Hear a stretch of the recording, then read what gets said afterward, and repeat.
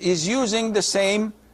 I hope she is asking an honest question, unlike Bilal, Muhammad, Samir, or whatever ignorant person is calling. She says, what's the difference between Salafiyya and the extremists?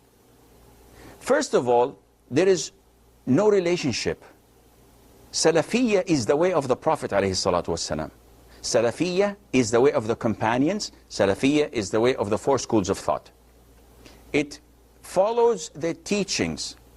It understands the Quran and the Sunnah with the same methodology that they used to apply in terms of aqeedah, in terms of jurisprudence, fiqh, in terms of every single thing.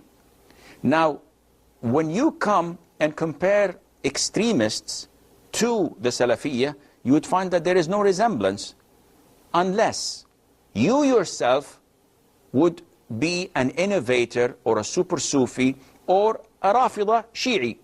In this case, anyone who doesn't follow or comply with your convictions would be considered to be extremist or Wahhabi or Salafi or whatever radicalization you would like to give them names and labels. Other than that, when I say that I'm a Salafi, you can compare whatever I say or do with the Quran and Sunnah. And if it goes against it, then blame me. Don't blame the Quran and Sunnah. Now, the claim that is being propagated in CNN, Fox, BBC, and all these kafir media channels that Saudi Arabia propagates and endorses fundamentalist ideas and ideology and markets it abroad, this is totally false and a blatant lie. We call for Islam. We call for Quran. We call for the Sunnah. And if you consider this to be radicalization, or you consider it to be part of terrorism, then you have an issue. You have a problem. You have an illness. Because we know that this is the way of the Prophet ﷺ. So should we listen to them?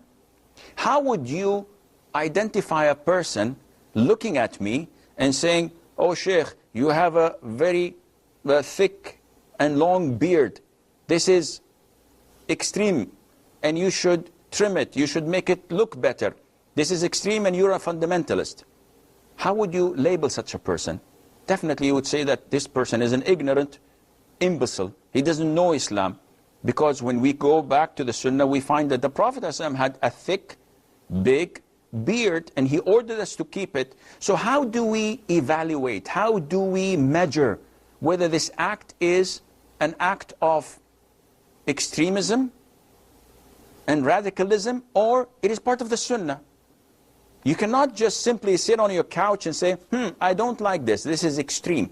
Or, yeah, this is moderate. This is the way of doing it. What are you referring to? He says, look, the women and men are all in harmony. They're dancing. They're doing their salsa. They're doing their dances in a nightclub. Is this? Yeah, this is moderate Islam. When a woman stands next to me in prayer and I'm praying behind a woman who's leading the prayer, yeah, this is moderate Islam. This is the Islam we're talking about. Akhi, this is kufr. This is disbelief. So, Sister Alina, I hope your question was innocent and truthful. Because if it is, alhamdulillah, I think I have answered you. And if it's not, then the hounds of hell would never be able to understand the Quran or the Sunnah. The Prophet described them to us, alayhi salam, and is so clear and obvious to anyone who can see. Fatima from Nigeria.